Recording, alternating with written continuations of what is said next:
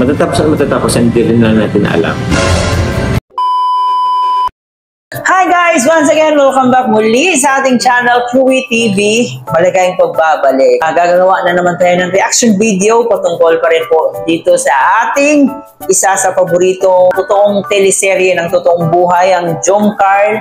So ayan guys, maraming salamat sa inyong walang sawang pagsuporta. Hindi lang po dito sa ating channel, kundi sa buong Team Kalingap, especially kay Kuya Bal at kay Kalingap Rob. Naku, maraming salamat po sa inyong lahat.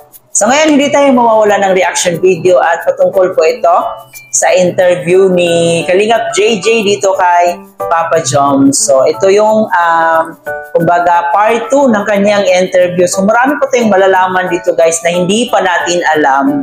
And dito maraming mga tanong si Kalingap JJ kung ano na nga ba ang susunod, kasi alam natin na mag-agom na nga itong dalawa. So ito ba'y katapusan na ng Jomcar and aalis na ba sila sa Kalingap? So maraming mga katanungan ngayon na nasa isipan natin na sasagutin ni Papa Joms.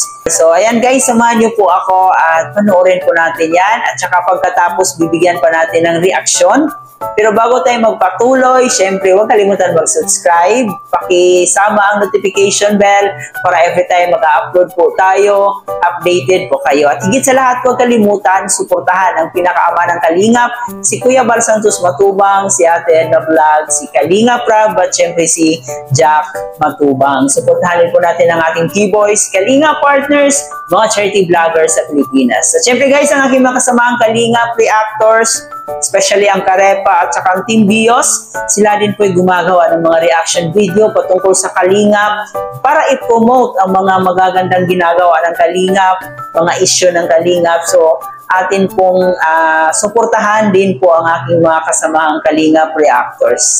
So, wag na tayong magpa-ligoy-ligoy pa. Tara guys, alam mo, excited kayo. At sa mga di pa nakapanood nito guys, this is your time, panoorin nyo muna to. Clip video na to mula sa interview ni Kalingap JJ.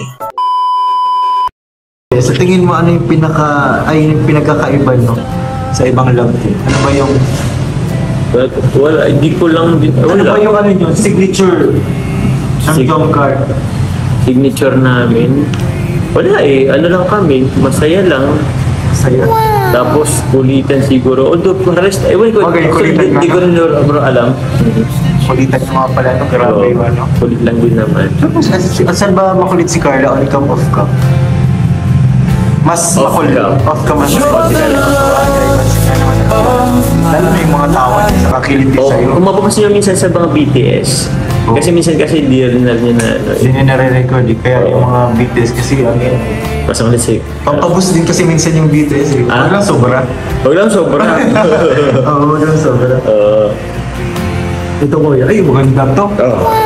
Ano ba yung kinakatakutan mong mangyari sa Jomcar? Sa Jomcar? Off cam, on cam. On cam muna. On cam, natakot ako matapos. Although ano rin kasi yan matatapos, hindi rin lang natin alam. Pero sa tingin mo kuya, ano yung ending ng Jomcar kung sakali? Yun na ba yung future na tinatambay na? Sana. Ay, layo ko kasi kapag kasi isipin na matatapos, ayaw ko kasing isipin na, tulad din sabi ni Carla, parang ano lang, kamot may kung hanggang saan. Depende rin naman yan sa pag-handle. Kasi, alam mo bro, lots of times na din kasi na parang may times na feeling namin parang gusto namin bumitaw din naman. On cam. Marami na. On cam? On cam. Dahil sa bashing, sa mga sometimes hindi lang naman sa bashing, sa mga ano pa ba? Siguro sa mga may mga minsan na hindi pagkakaintindihan, pero more on bashing kasi talaga bro. More on bashing talaga. Oo. Yung misunderstanding naman is man lang tawag nun. Siguro light lang din. Or siguro meron din hard, pero very naman, very seldom. Once nga lang or parang gano'n. Ano ba ko yung pinakamalalang bashing na natanggap niyo? Bashing Salita ba yan? Bashing siguro, parang ano bang bashing sa amin na malala? Madami rin kasi, pero siguro natatandaan ko na lang is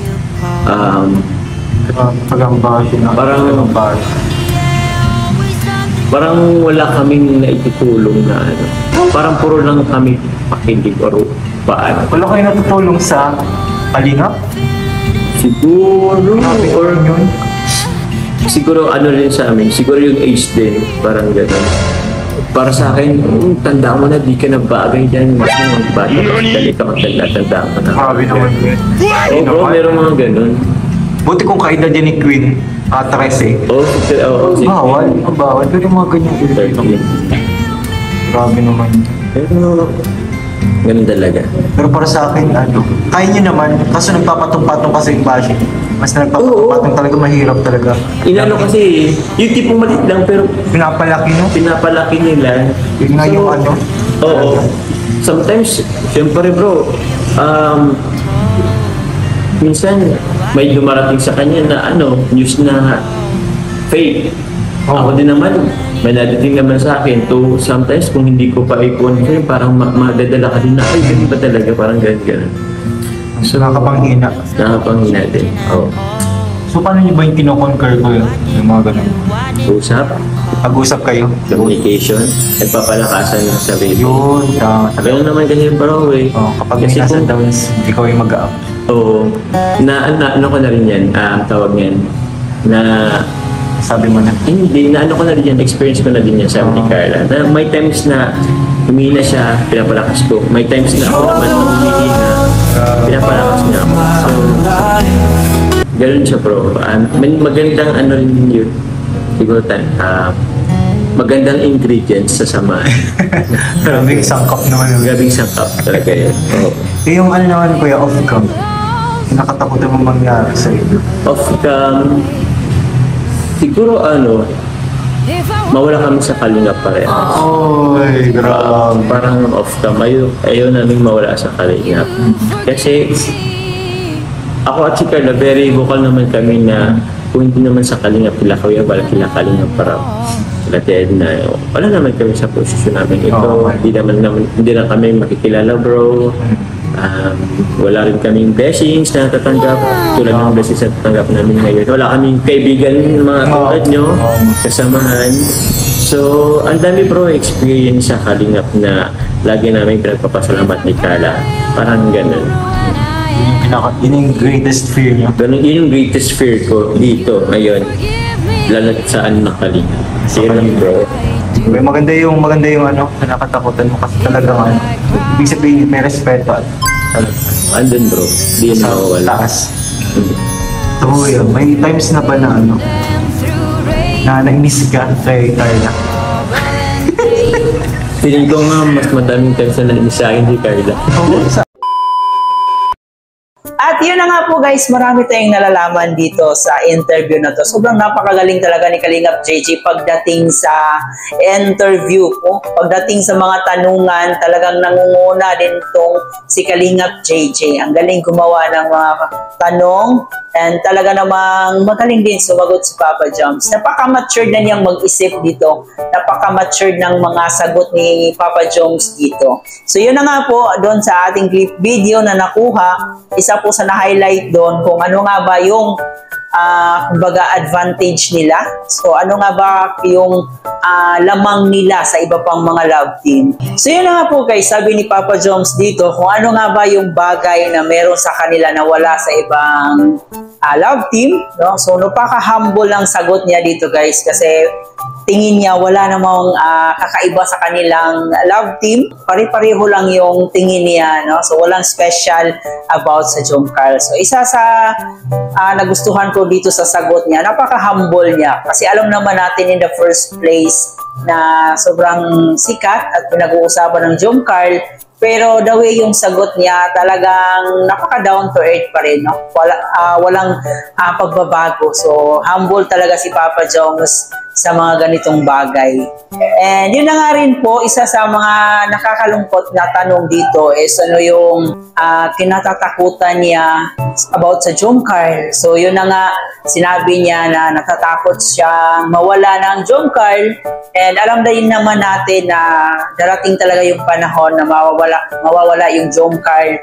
So kahit ako, natatakot ako at alam ko na hindi lang ako, marami tayong mga sulit na sumuporta ng Jomcarl, natatakot tayo na mawala yung Jomcarl. Pero expect na po natin yan kasi hindi naman po sa lahat ng panahon na meron talagang Jomcarl. So darating at darating din na mawawala sa ere ang Jomcarl. So at least ngayon sulitin po natin yung kanilang pagpapasaya sa atin. We hope na ready po tayo sa mga ganong bagay, especially sa mga solid na senior citizen natin, sa mga lola natin dyan na sobrang mahal na mahal nila yung Jomcarl. So sana'y ihanda nyo yung sarili nyo kasi darating at darating talaga tayo dyan na mawawala ang Jomcarl. Pero ngayon, nandito pa tayo sa present, so nag-i-enjoy pa tayo sa Jomcarl. Tulad ng sinabi ko, sulitin muna natin ang mga pagkakataon na to. Pero noon pa man ay parang napag-usapan na nila ni Carla na gusto na rin nilang bumitaw dito sa pagla-love team kasi nga po marami pa rin silang mga bashers, marami pa rin silang mga bash na natatanggap. Pero hindi sila nagpadala sa kanilang emotions, no? Talagang iniisip nila yung pamilya nila. Kasi napakalaking tulong din naman itong pagla-love team nila, no? Hindi lang po sa kanilang pamilya, kundi sa buong team Kalingap na rin. So parang ang nangyari, hindi na lang yung sarili nila yung iniisip nila. Iniisip nila yung mga taong nagmamahal sa kanila at yung mga taong nakikinabang rin sa kanila. So ganun kabait ang Jomcarl. Talagang di baling masaktan sila, pero kung tingin nila na nakakatulong naman sila sa ibang tao, so ayun, pinagpatuloy nila. At isa din po guys sa talagang hinahangaan ng lahat, yung pagiging grateful ni Papa Joms. No? Alam na alam niya talaga sa sarili niya na sobrang ang laki ng kanilang utang na loob, especially sa mga matubang family, kay Kalingap Rab, kay Kuya Bal. Mula noon hanggang ngayon, talagang hindi mawawala sa kanilang isipan ang palaging magpasalamat dito sa pamilyang to. Kasi sila rin po yung dahilan kung bakit nakilala ang Jomcarl na yon, no? So, ganun ka-grateful si Papa Joms, guys. So, sana itularan po natin ang mga taong ganito na palaging nagpapasalamat at alam nila kung saan sila dapat lumugar. So, masasabi talaga nating deserve nila ang isa't isa kasi pareho naman silang nagsusumikap. Pareho nilang pinagtatrabahuan itong Jomcarl. Kaya kung ano mo yung mga naranasan nila ngayon, yung mga blessings na dumating sa kanila, masasabi talaga nating deserve nila lahat yun.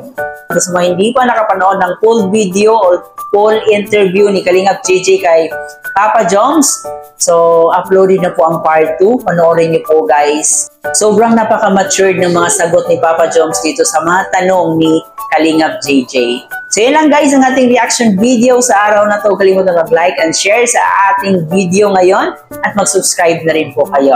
Ito nga po pala si Chloe TV. Marami pong salamat.